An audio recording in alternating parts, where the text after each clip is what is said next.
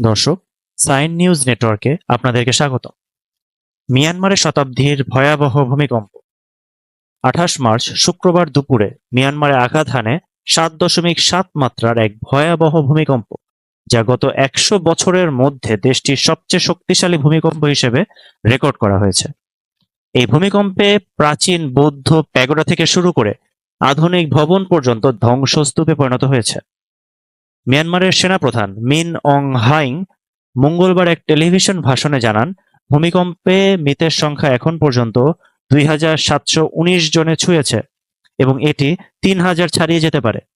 এছাড়া 4,521 জন আহত এবং 441 জন এখনও নিখোঁজ রয়েছেন। জাতিসংঘের মানবিক সহায়তা সংস্থা OCHA জানিয়েছে, মান্দালয়ে একটি প্রাথমিক বিদ্যালয় ধসে 50 শিশু ও 2 শিক্ষক নিহত হয়েছেন।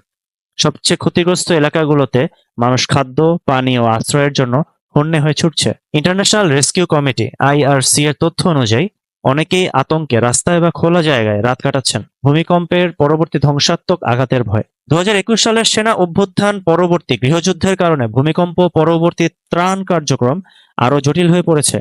অ্যামনেস্টি ইন্টারন্যাশনালের অভিযোগ, সেনাবাহিনী বিদ্রোহী নিয়ন্ত্রিত এলাকায় ত্রাণ সরবরাহে বাধা দিচ্ছে এবং ভূমিকম্পের পরেও বিমান হামলা চালিয়ে যাচ্ছে। গবেষক জো ফ্রিম্যান বলেন, মিয়ানমার সেনাবাহিনী দীর্ঘদিন ধরে মানবিক সহায়তায় বাধা দিচ্ছে, এটি অবিলম্বে বন্ধ করা উচিত। প্রতিবেশী থাইল্যান্ডেও এই ভূমিকম্প আঘাত হানে। ব্যাংককের একটি নির্মাণাধীন বহুতল ভবন ধসে পড়ে, যেখানে 70 জন আটকা পড়েছে বলে ধারণা করা হচ্ছে।